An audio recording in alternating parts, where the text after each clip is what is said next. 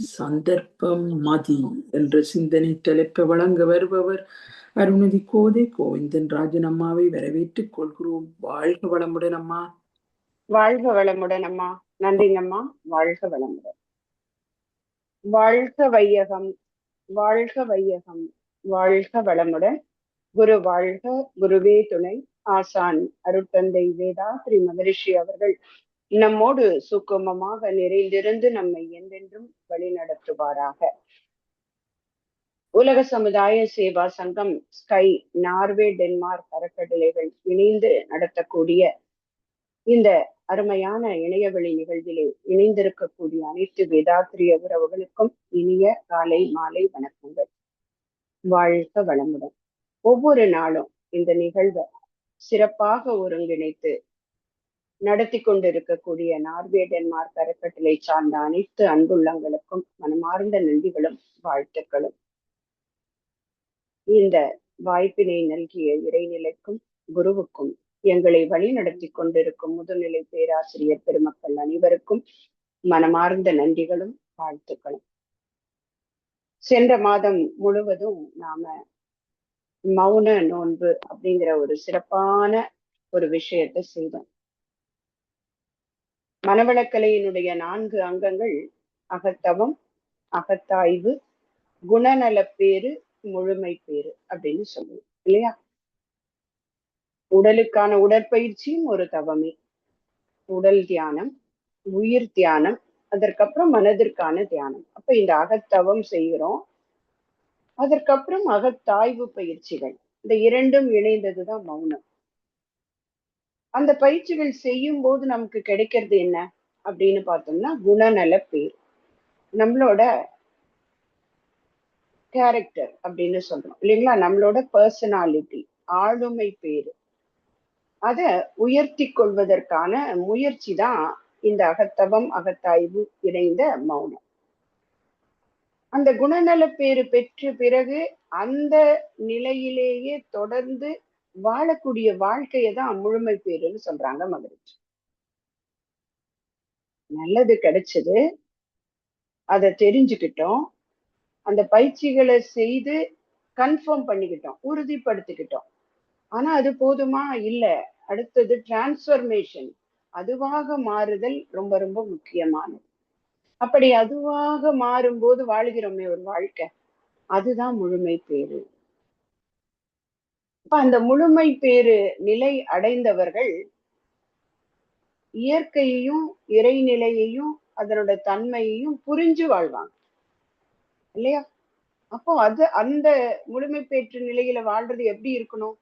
அதற்கும் மகரிஷி இறைவணக்க பாடல்ல ஒரு 2 வரி கொடுக்குறாங்க. எப்படி? நீதி நெறி உணர் மாந்தராகி வாழும் நிலை உணர்ந்து தொண்டாற்றி இன்பம் காண்போம். இதுதான் முழுமை பேருக்கான ஒரு பொருள் அப்படின்னு பார்த்தோம்னா இதுதான்.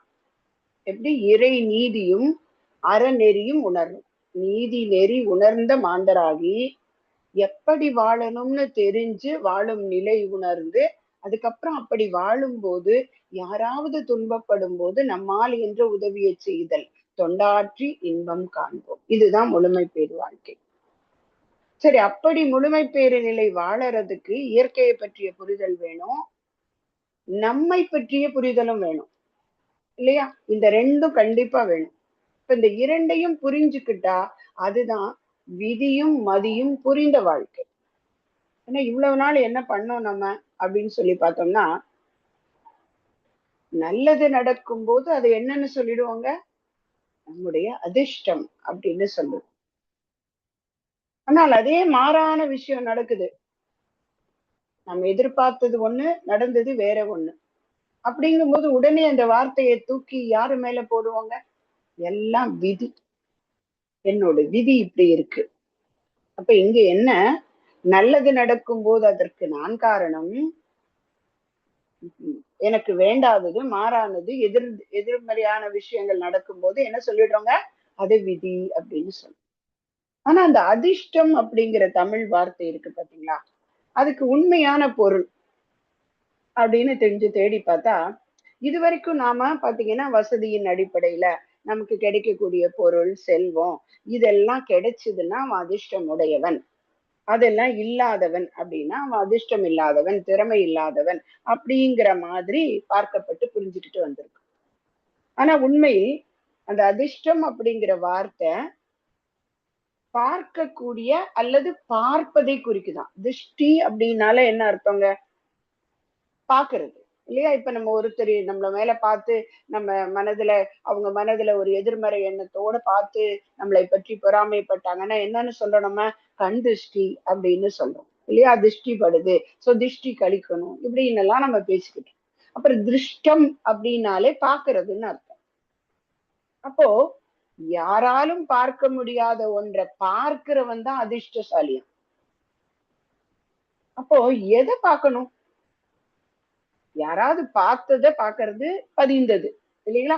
பார்த்த விஷயத்தை திரும்ப திரும்ப நம்ம நினைவுக்குள்ள கொண்டு வந்துக்கிறோம். அதுவே மன அலைச்சூழல் வேகத்துக்கு ஏற்ப எடுத்து காமிக்குது.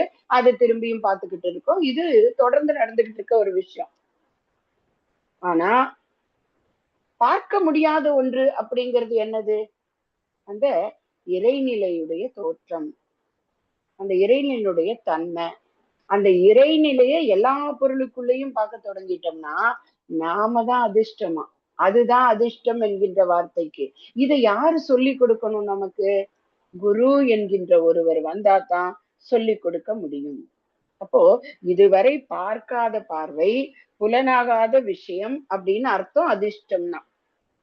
அப்படி ஒரு மனிதனுக்கு பார்க்க முடியாத ஒரு விஷயம் புலப்படும்னா அவனை அதிர்ஷ்டமுடையவன் அப்படின்னு சொல்றோம். இப்ப இந்த அதிர்ஷ்டம், இந்த பார்க்க முடியாத ஒன்றை பார்க்கக்கூடிய அதிர்ஷ்டம் ஒருவனுக்கு ஞான குருவின் மூலமாகத்தான் கிடைக்க முடியும். அப்படி பார்க்கும்போது குருவை அடைந்தவர்கள் மட்டுமே அதிர்ஷ்டசாலிகள்னு சொல்லலாம். இப்ப நாமெல்லாம் படி சொல்லிக்கலாம் இல்லைங்களா? இல்லைன்னா நம்ம எல்லாம் என்ன வார்த்தை சொல்றாங்க? அனாதை அப்படின்னு ஒரு வார்த்தை சொல்றாங்க. நாம சாதாரணமா இந்த வார்த்தையை எங்க உபயோகப்படுத்திக்கிறோங்க? பார்த்து கொள்வதற்கு யாருமே இல்லாத ஒருத்தர் இருந்தாங்கன்னா அவங்கள அனாதை அப்படின்னு வார்த்தை சொல்றோம். இனிமே அந்த வார்த்தையை உபயோகிக்க வேண்டாம். ஏன்னா அது உறவுகள் இல்லாதவங்களுக்கு பேர் இல்லையா? இந்த அதிர்ஷ்டம் இல்லாதவர்களுக்கு பேர். அதிர்ஷ்டம்னா என்னது? பார்த்தோம். பார்க்க முடியாத ஒன்றை பார்க்கணும். அதை பார்க்கறதுக்கு யாரோட துணை வேணும்? குரு. அந்த குருவை கிடைக்க முடியாதவர்கள் தான் அனாதைகள் அப்படின்னு ஒரு வார்த்தைக்கான பொருள் சொல்றாங்க. பார்க்க தாய் தந்தை உடன்பிறப்பு இல்லாதவர்கள் அல்ல, பார்க்கிறதுக்கு பொறுப்பானவர்கள் இல்லாதவர்கள் அனாதை அல்ல. அவங்களுக்கு உலகத்துல யாராவது ஒருத்தர் கொடுத்துடுவாங்க. ஆனா இந்த குருவானவர் கிடைக்கணும் இல்லைங்களா? அதற்கும் விதி இருந்தால் தான் முடியும். அப்ப விதி என்பது என்ன? இயற்கை சக்தி. இதை எந்த அளவுக்கு இயற்சக்திய ஒரு மனிதனுடைய அறிவு புரிஞ்சு கொள்ளுதோ அதை மதி அப்படின்னு சொல்றோம். அப்ப அதுதான் இந்த பாடல். நேற்றுக்கு பாடல்ல அம்மா கண்டிப்பா விளக்கி இருப்பாங்க. இயற்கையதன் நிகழ்ச்சிகளை விதி என்கின்றோம், எண்ணத்தின் செயல் வகையை மதின்னு சொல்றோம். இப்ப பஞ்சும் இரும்பும் இயற்கை நிகழ்ச்சினா அதை கொண்டு மனிதன் அறிவால ஆடை ஆயுதங்களா செய்துக்கிட்டான் இல்லையா? அந்த செய்த ஆயுதத்தை கூட எங்கே பிரயோகப்படுத்தணும்னு தெரிஞ்சு பிரயோகப்படுத்தினா அங்கே மதியை உணர்ந்தவன் ஆகி விடுகிறான் இல்லையா? கத்தி இருக்குங்க. கத்தி மனிதனுடைய அறிவிலால உருவாக்கப்பட்டது. இரும்பை கொண்டு ஒரு பொருளை வெட்டுவதற்காக உபயோகப்படுத்தப்பட்ட ஒன்று. அதனுடைய குணம் என்ன? வெட்டும், அவ்வளவுதான் இல்லையா? அதனுடைய அந்த கூர்மையான பகுதி எதையும் வெட்டுவதற்கு துணை செய்யும். ஆனா இது இயற்கை விதி இல்லையா? ஆனால் மனிதன் தன்னுடைய அறிவை கொண்டு அதை எதற்கு பயன்படுத்துகிறான்? அவனோட நோக்கம் என்ன? அதை பொறுத்துதான் அங்க மனிதனோட மதியினுடைய விளைவு வேறுபடுது. மகரிஷி ஒரு இடத்துல சொல்லுவாங்க, வினை எதுவும் நலம் தீது என்பதில்லை, விளைவும் அதனை ஆற்றுபவர் நோக்கம் கொண்டே வினை அதனை நலம் தீது என பிரிப்போம் அப்படின்னு ஒரு வார்த்தையில சொல்றாங்க. அப்போ எந்த செயலும் நல்லது கெட்டதுன்னு கிடையாது. ஆனா எதை கொண்டு அதை பிரிக்கலாம்? அதை எந்த நோக்கத்தை கொண்டு செய்யறாங்களோ அதனோட விளைவு எப்படியும் அதனை கொண்டுதான் அந்த விலைய நம்ம நல்லது கெட்டதுன்னு முடிவு செய்ய முடியும். அப்ப இயற்கை சக்தி விதினா அத ஒரு மனுஷன் எப்படி சரியா பயன்படுத்திக்கிறானோ அதை கொண்டுதான் மதி. எல்லாருக்கும் மதி இருக்கு இல்லைங்களா? அந்த அறிவு என்கின்றது இல்லாதது எதிலும் இல்லை, மகரிஷி சொல்லிட்டாங்க இல்லையா? இறைநிலை என்பது பேரறிவு. அதிலிருந்து வந்த அழைத்து கொள்ளும் அந்த அறிவு இயங்கிக்கிட்டு இருக்கு, அசேதன பொருட்கள்லயும் இயங்கிட்டு இருக்கு இல்லையா? தன்மை துல்லியம் இயக்க ஒழுங்கா இருக்கு. அத ஓரறிவு முதல் ஆறறிவு வரை, ஐந்தறிவு வரை தன்மை துல்லியம் இயக்க ஒழுங்கு உணர்தல் துய்த்தல் பிரித்துணர்தல். மனிதன் கிட்ட வரும்போது எப்படி? தன்மை துல்லியம் இயக்க ஒழுங்கு உணர்தல் துய்த்தல் பிரித்துணர்தல் தன்னை அறிதல். அப்ப இத்தனையுமா கொடுத்திருக்கே அந்த இறைநிலை, அந்த சிற்றறிவாக. அது எதை உபயோகித்து எதை சரியா கணிக்குதுங்கிறதுலதான் அந்த அறிவினுடைய நிலை இருக்கு. ஒரு டாக்டர் கையில கத்தி கிடைக்குதுங்க, அவர் என்ன பண்றாருங்க? அறுவை சிகிச்சை செய்யறாரு. ஒருத்தருக்கு நோய், அதனால் வரக்கூடிய துன்பத்தை போக்குறதுக்கு அதே வெட்டுறதுதான் செய்யறாரு அவரும் இல்லையா? அவரோட வயிற்றுலயோ எந்த உறுப்புல பிரச்சனை இருக்குதோ அந்த உறுப்பை அந்த கத்தியை கொண்டு வெட்டி அங்க உள்ள இருக்கக்கூடிய பிரச்சனையை மாற்றி அவர் அறுவை சிகிச்சை செய்யறார். இதுவும் செயலே, இதுவும் கத்தியை கொண்டு செய்வதுதான். ஆனா இதே விஷயம் இன்னொரு மனிதன் இருக்கிறான். அந்த மனிதன் என்ன பண்றாரு? உணர்ச்சி வயப்பட்ட நிலையில் ஒருத்தரோடைய ஏற்படக்கூடிய ஒரு சண்டை, ஒரு சச்சரவு, ஒரு பிரச்சனை, உணர்ச்சியின் அடிமையாகி அங்க என்ன பண்றாரு? அதே கத்திய அதே வயிற்றுல உபயோகிக்கிறாருங்க. ஆனா எப்படி? நோய் தீர்ப்பதற்கு இல்ல, அந்த உயிரை எடுப்பதற்கு, அழிப்பதற்கு, தன்னோட கோபத்தை காமிப்பதற்கு. அப்ப இங்க விளைவு என்னாச்சுங்க? ஒரு உயிர் போயிடுச்சு. இதே டாக்டர் அவரும் முடிஞ்ச அளவுக்கு போராடுறாருங்க. முடிஞ்ச அளவுக்கு போராடி அறுவை சிகிச்சை கடைசி வரைக்கும் போராடி செய்யறாரு. ஆனால் அதையும் மீறி நோயினுடைய தாக்கம் அதிகமாக இருக்கு. அப்போ அந்த உயிர் இறைநிலையோட இணைஞ்சிருது.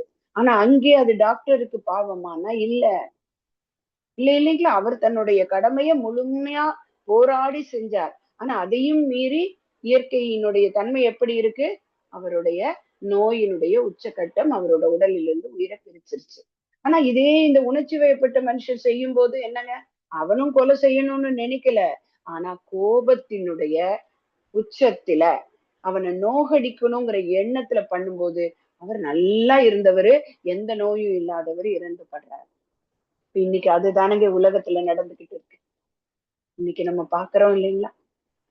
ஒரு காலத்துல எங்கேயோ என்ன நடந்தாலும் நமக்கு தெரியாது. ஆனா இன்னைக்கு அப்படி இல்லை, அடுத்த கணம் நம்ம கைக்கு வந்துடும். அந்த அளவுக்கு இன்னைக்கு விஞ்ஞான முன்னேற்றம் இருக்கு. ஆனா வரும்போது எவ்வளவு வேதனையா இருக்குங்க. ஏதோ ஒரு நாட்டுல ஏதோ கண்ணுக்கு தெரியாதவங்க தான், ஆனா அவங்க கஷ்டப்படும் போது இங்க மனது வலிக்குது இல்லைங்களா? அப்போ இங்க அந்த விதி, இயற்கை நிகழ்ச்சி, ஆனா அத மதியினால் மாற்ற முயற்சிக்காமல் மனிதன் அகங்காரத்தின் கீழே போகும்போது எத்தனை உயிர்கள் அழிகிறது. அப்ப இததான் உணரணும்னு சொல்றாங்க மகரிஷி. அவரோட வாழ்க்கையில நடந்த நிகழ்ச்சி வரும்போது சுவாமிஜி நான் ஆராய்ச்சி செய்து பார்த்தேன்னு சொல்றாங்க. ஏழ்மை நோய் விதின்னு நினைச்சிட்டு இருந்தேன் நான். ஒரு மனுஷனுக்கு வறுமை இருக்கு, நோய் இருக்கு அப்படின்னா இது விதியினுடைய தன்மைன்னு நினைச்சுக்கிட்டு இருந்தேன். ஆனால் என்னுடைய உள் உணர்வு எனக்கு சொன்னது என்ன தெரியுமா? வாழ்வு தொடங்கும் போதே வளமனைத்தும் இணைந்துள்ளதே. அது குழந்தை பிறக்கும் போது ஆரோக்கியமா தானே பிறந்தது. அதே போல அந்த குழந்தைக்கு தேவையான எத்தனையும் இந்த உலகத்துல இருக்குது இல்லையா? எதுவும் குறைவுபடல. மனிதனுக்கு தேவையான எல்லாத்தையும் படைச்சிட்டு தான் மனிதனை படைச்சது இறைநிலை அப்படின்னு சொல்லுவாங்க மனிதன். அப்போ இந்த வறுமை நோய்க்கு காரணம் என்ன சொல்றாங்க சுவாமிஜி? வறுமை நோய் செயல் விளைவால் வந்த பயன். எப்படி? ஒரு மனிதன் அவன் செய்கின்ற செயல், அதனோட விளைவு அவன் அனுபவிக்கிறான். அது தொடர்ந்து ஒரு குழந்தை ஒரு பிறக்கும் போதே அந்த பதிவுகளை கொண்டு பிறக்கும் போது அங்கேயும் செயல் விளைவினால் குழந்தைக்குள்ள பிரச்சனை இருக்கு. இல்ல அந்த குழந்தை பிறந்த பிறகு ஏழையாக வறுமையில உணவின்றி வாடுது. அப்ப இதுக்கெல்லாம் எது காரணம்? இயற்கை காரணம் இல்ல, அந்த வழி வழியாக வந்த பரம்பரையில செய்த செயலினுடைய விளைவு. இந்த உண்மை ஆழ்ந்து உணர்ந்து அனைவருமே அன்போடு வாழவெனில் என்ன பண்ணணுங்கிறாங்க மகரிஷி? அரசு மதம் பொருள்துறைகள் அமைதி பெற, உண்மை பெற, ஊழ்வினையை உணர்ந்து அதற்கு ஒத்து திருந்து என்றது. எப்படி புரிஞ்சு அருமையான வார்த்தைகள் போடுறாங்க பாருங்க. ஊழ்வினையை உணர்ந்து அதற்கு ஒத்து இருந்து, ஒத்து இருந்து என்றதே. அதுக்கு ஒத்து வாழணும். வாழ்க்கை எப்படி இருக்கணுங்க? அரசு, மதம், பொருள்துறைகள் அமைதி பெற்று முழுமை பெற்றாதான் உலகம் நல்லா இருக்கும். அதற்கு தனி மனிதன் என்ன தெரிஞ்சுக்கணும்? ஊழ்வினை என்று சொல்லக்கூடிய அந்த வந்த செயலினுடைய விளைவு. அப்ப இயற்கை என்னைக்கும் யாரையும் தண்டிக்கணும்னு நினைக்கல. அது செயலுக்கு விளைவை கொடுக்குது. அதுதான் இறை நீதி. அப்ப அதற்கு ஒத்த நான் உணர்ந்துகிட்டு வாழணும். அப்போ அடுத்தது கடைசியா அழைப்பு கவி போல சொல்றாங்க, உலகோரே உண்மை நிலை உணர்ந்து வளம் பெற்று உய்வோம். அப்ப இந்த விதிமதி பற்றிய விஷயம் எதற்கு? இதை உணர்ந்துகிட்டோம் அப்படின்னா நம்ம வாழ்க்கையில நடக்கக்கூடிய எந்த செயலும் செயலுடைய விளைவு. இயற்கை என்னைக்கும் யாரையும் தண்டிக்காது. தண்டிக்குதுன்னா என்ன அர்த்தம்? செய்த செயல் அப்படி அதற்கான தண்டனையை கொடுக்குது. அதுதான் இன்றைய பாடல்ல சொல்றாங்க, விதி என்ற வேகம் இன்றேல் நிகழ்ச்சி இல்லை. இல்லையா? இன்னைக்கு அந்த இயலை நிலை அமைதியா எப்போதும் சும்மாவே இருக்கே, அது சும்மாவே இருந்திருந்தா நிகழ்ச்சி இல்லை இல்லையா? இல்லையா? அது நொறுங்கு கண்டுதானே இறைத்துகள் வந்தது, அங்கே நிகழ்ச்சி. அது சும்மா இல்ல, சுத்தி இருந்து அழுத்துச்சு. இறை துகள் சுழன்றது. சுழலும் போது பக்கத்துல ஒண்ணு இருக்கு, இங்க ஒண்ணு இருக்கு. நீ வேற நான் வேற, நீ எங்கேயோ நான் எங்கேயோன்னு பிரிஞ்சிருக்கல. வேகம் குறைஞ்சது, வேகம் அதிகமானது, சுத்த தொடங்குச்சு. இது ஏது விதி? இது இயற்கை நிகழ்ச்சி. அதுக்கப்புறம் சேர்ந்தது. சேர சேர சேர மூலகங்கள் ஆனது. காற்று, நீர், நிலம், நெருப்புன்னு வந்தது. கோள்கள் அத்தனையும் வந்தது. அதெல்லாம் அதோட எடுத்து பிடிச்சுக்கிட்டு சுத்த தொடங்குச்சு. இதெல்லாம் இயற்கை நிகழ்ச்சி தானே. ஆனா இங்க இது வரைக்கும் அதனுடைய அறிவு மாறான செயலுக்கு போகவே இல்லை. அதனால பதிவு எப்படி இருந்ததுங்க? நல்ல பதிவாகத்தான் இருந்தது. சூரியன் என்னைக்கும் யாருக்கும் தீமை செய்யல. இந்த உலகத்துல நன்மை செய்வதற்காக தோன்றியதுதான் அத்தனை கோள்களும் நட்சத்திரங்களும். ஆனா அதுக்கப்புறம் வந்ததே அஞ்சு பஞ்ச பௌதீக பிரிவுகளும் சரிவர இணைந்தது. அங்க ஓரறிவு தோன்றுச்சு. அப்புறம் 2, 3, 4, 5 இயல்பூக்கத்தினால வந்தது. அங்கேயும் பிரச்சனை இல்ல. அது செய்யக்கூடிய செயல்கள் பாவமாக வரல. செயல் வந்தது, ஆனால் விளைவு பாவமாகல. ஏன்னா அது வேணும்னு யாரையும் நோக்கல. பசி வரும்போது அடிக்கும், சாப்பிட முடிஞ்சு போச்சு. இல்லையா? இன்னைக்கு நாம பாக்குறோம் ஒரு வீடியோ ஒண்ணுங்க, ஒரு முதலை ஒரு மானை கவ்விடுங்க. அதற்கு உணவு சரியா? கவ்வும் போது பாத்தீங்கன்னா அவங்க க்ளோஸ் அப்ல எடுத்திருப்பாங்க. ஆனா கவ்விட்டு இருக்கும்போது வயிற்று பகுதியில அது என்ன உணருதுன்னா, அந்த மானுடைய வயிற்றுல இருக்கக்கூடிய குட்டி அதனுடைய ஹார்ட் இதய துடிப்ப இந்த முதலையினால உணர முடியுது. வாய் எவ்வளவு பெருசா இருக்கும் முதலை. அப்படியே வயிற்ற கவ்வி பிடிச்சுக்கிட்டு இருக்கு. இதை உணர்ந்த அடுத்த கணம் என்ன பண்ணுதுங்க? டக்குன்னு அந்த மானை விட்டுட்டு வாயை வெளிவந்து. அப்ப இது இயற்கை விதி என்ன? அன்பும் கருணையும் தானே. அதுக்கு பசிக்குது. பசிக்கு உணவு மான் தான். அதுக்கு இறைநிலை உள்ள பிறப்பிச்சது என்ன? எனக்கு பசினா அடிக்கணும், சாப்பிடணும், முடிஞ்சுது. ஆனால் அதுக்குள்ள ஒரு அன்பும் கருணை இருக்கு. என்ன பண்ணுதுங்க? ஐயோ அங்கே உள்ள இன்னொரு உயிர் இருக்கு, அதை நான் கொன்னுடக் கூடாது என்று அப்படியே நகர்ந்து போயிடுதுங்க. இது உண்மையாக நடந்த ஒரு வீடியோ எடுத்திருக்காங்க. அப்போ உள்ளுக்குள்ள அந்த இயற்கை நிகழ்ச்சி என்னது? அன்பும் கருணையும் தான். அந்த முதலையோட செயல்ல ஒரு பாவம் இல்லை. ஆனால் அதே இத மனிதன் கிட்ட வருதே, ஆறறிவு படித்த மனிதனிடம் இந்த அத்தனை பதிவுகளும் வரும். ஒண்ணும் சொல்ல முடியாது. ஏன்னா அந்த நதி இல்லையா? அந்த சார்லஸ் டிக்கின்சன் சொன்னார்ல, அது மாதிரி இது செய்திகளின் நதி. ரிவர் ஃப்ரம் ஏடன் அப்படிங்கிறாங்க. ஏடனிலிருந்து பிறந்த நதி. அந்த இறைத்துகள்ல இருந்து தொடங்கின நதி, அது வழியாக செய்திகளை அடுத்து அடுத்து அடுத்து அடுத்த அறிவுல உருவான ஜீவன்களுக்கு கொடுத்துக்கிட்டே வருது. அதே இது மனிதனுக்கும் அவன் கருமையத்துல மொத்தத்தையும் கொண்டு போய் வச்சிடுது. ஆனால் அதற்கப்புறம் அவன் உணர்தல் அப்படிங்கிறது இருக்கு இல்லையா? அதை உணராம விட்டுட்டான்னா இந்த நிகழ்ச்சி எல்லாமே விதிதான். விதி என்ற வேகமின்றேல் நிகழ்ச்சி இல்லை. விளைவறிந்தும் விளைவுகளை யூகம் கொண்டும் மதியாற்றும் தொழில் உண்டு. இந்த நிகழ்ச்சி எல்லாம் நடந்துட்டு இருக்கு. ஆனா இதனுடைய விளைவை தெரிந்து கொண்டு ஒரு தடவை நடந்திருக்குன்னா அந்த விளைவு இப்படி இருக்கணும் அப்படின்னு கடந்த கால அனுபவம், தற்கால சூழ்நிலை, எதிர்கால விளைவுகளை மூன்றையும் யோசிச்சு விளைவுகளை யூகம் கொண்டு மதியாற்றணும். அந்த மதி இந்த தொழிலை செய்யணும். இப்போ ஒருவனுடைய விதியினுடைய மரம் ஒன்று சாய்ந்து ஒருவன் மேலே வீழ கதி என்ன? நடந்து போயிட்டு இருக்காங்க, ஒரு மரம் தானாக அது அதனுடைய வேரெல்லாம் ரொம்ப ரொம்ப சிதிலம் அடைஞ்சிருச்சு, அது மோசமாயிடுச்சு, அதனால நிக்க முடியல, டக்குன்னு சாய்ந்து கீழே விழுகிறது. விழும்போது ஒருவன் மேலே விழுந்ததுன்னா கதி என்ன? இதுதான் சந்தர்ப்பம் அப்படிங்கிறாங்க மகரிஷி. ஆனா இயற்கை என்னைக்கும் யாரு மேலையும் விழணும்னு மரம் விழாது இல்லையா? சொல்லுவாங்க கிராமத்துல எல்லாம்.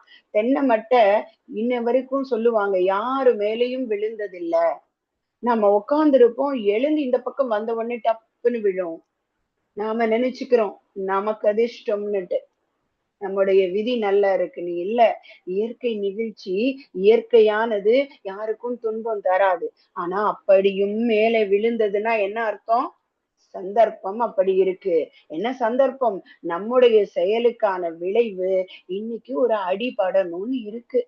அந்த அடிய கொடுக்கறதுக்கு ஒரு மனிதன் தயாராக இல்லைங்கும் போது இங்கே சந்தர்ப்பம் நமக்கு அமைந்து விடுகிறது. அப்போ நம்முடைய செயல்கள் சரியாக இருக்கின்ற பட்சத்தில் மதியை கொண்டு இதை மாத்திக்கலாம். எப்படி?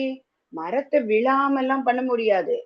நாம நல்ல எண்ணம், நல்ல சொல், நல்ல செயலால பழைய பதிவுகளை மேலெழுங்க விடாமல், இப்போ நம்ம குழம்பு வைக்கிறோம், அதுல உப்பு அதிகமாக போட்டுடுறோம் அப்படின்னு சொன்னா அதை தூக்கி ஊத்திடுறது இல்ல. என்ன பண்றோங்க, அதுல மேல இன்னும் கொஞ்சம் பருப்பு வெந்து ஊத்துறோம், இல்ல தண்ணி ஊத்துறோம், இல்ல ஒரு உருளைக்கிழங்க வேக வச்சு போடுறோம், இல்ல ஒரு பிடி சாதத்தை உருட்டி உள்ள போடுறோம். இதெல்லாம் போடும்போது அந்த பொருள் சாப்பிடுவதற்கு தயாராயிடுது. ஆனா உள்ள இருந்த உப்பை நாம எடுத்தோமா? எடுக்கல. ஆனால் அது செயல்பட விடாமல் தடுத்துட்டோம். மேலே போட்ட நல்ல செயல்கள். இப்ப இதையே நம்ம வாழ்க்கையில அப்ளை பண்ணலாம். நமக்கு ஒரு துன்பம் வரும். அப்ப என்ன பண்றோம்? தெரிஞ்சு போச்சு. நம்முடைய குணநலனை சரி பண்ணிக்கிறதுக்கு ஏற்கனவே உப்பு அதிகமாக இருக்கு. நான் என்னுடைய கர்மானால உண்றதுக்கு தயாரா இல்ல. அப்ப என்ன பண்ணலாம்?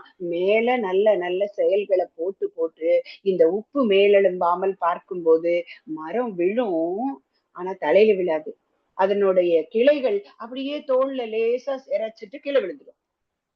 இப்பயும் அடி உண்டு. ஆனா என்னங்க, பலமாக விழல. அப்ப இந்த சந்தர்ப்பத்தை எப்படி மனுஷன் மதியை கொண்டு மாத்திக்க முடியும்? காரண காரிய விளைவை ஆழ்ந்து நோக்க புதிர் போன்ற இந்த விடயம் புரிந்து போகும். அப்ப புரிஞ்சிருச்சுன்னா நாம வாழக்கூடிய புவி வாழ்வில் மதியினுடைய ஆற்றலும் அளவும் நமக்கு தெரிஞ்சிடும். அப்ப என்னுடைய அறிவை கொண்டு நான் எப்படி என்னுடைய விதியினால, எனக்கு இயற்கையாக இருக்கக்கூடிய விதியினால வரக்கூடிய விஷயங்களை மாற்றிக்கொள்ள முடியும் அப்படிங்கிறத அறிவைதான் மகரிஷி நமக்கு கொடுக்குறாங்க.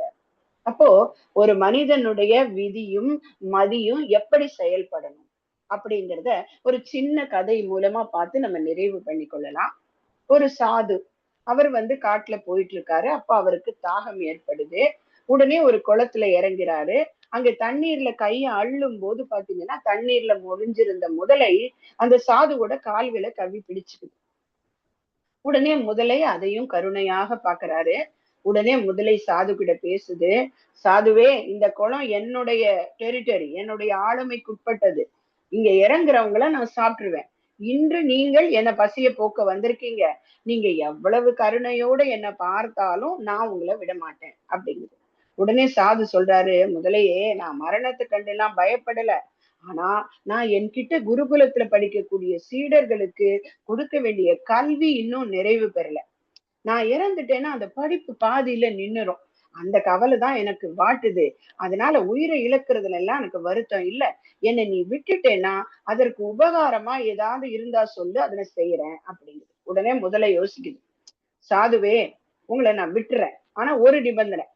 நீங்கள் தினமும் சீடர்களுக்கு படிப்பு சொல்லி கொடுக்கிற நேரத்தை தவிர மத்த நேரத்துல எல்லாம் இந்த குளத்துக்கிட்ட உட்கார்ந்துக்கணும். இங்க தாகத்தோடு வர்றவங்க குளத்துல இறங்க பயப்படுவாங்க. அவங்க கிட்ட இந்த குளத்தை பத்தி பெருமையா சொல்லுங்க. அப்ப அவங்க குளத்துல இறங்குவாங்க. நான் அவங்கள சாப்பிட்டுக்கிறேன். இதை செய்யறதா நீங்க எனக்கு சத்தியம் செய்து கொடுத்தா உங்களை விடுறேன்.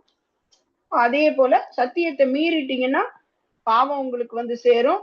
அதே போல நானும் உங்களை கொன்னுடுவேன். சாது சொல்றாரு. முதல்ல சொன்னதை ஏத்துக்கிறாரு. முதலைக்கு சத்தியம் கொடுத்துறாரு. முதல்ல விட்டுடுச்சு அங்கிருந்து புறப்படுறாரு.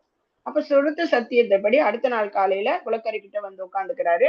சற்று நேரத்துல ஒரு மீனவன் வரான், வந்து சாது கிட்ட பேசுறான். ஐயா, நான் மீன் பிடிப்பதற்காக வந்திருக்கிறேன், இந்த குளத்துல வலை வீசினா அதிகமா மீன் கிடைக்குமா அப்படின்னு. உடனே மீன் பிடிக்கிறவரே, இந்த குளம் ரொம்ப ரொம்ப ஆற்றல் வாய்ந்தது, பெருமை வாய்ந்தது அப்படின்னு இந்த குளத்தை பத்தின பெருமை எல்லாம் சொல்றாரு. ஆனா இதுல மீன் கிடைக்குமாங்கிற கேள்விக்கு என்கிட்ட பதில் இல்ல.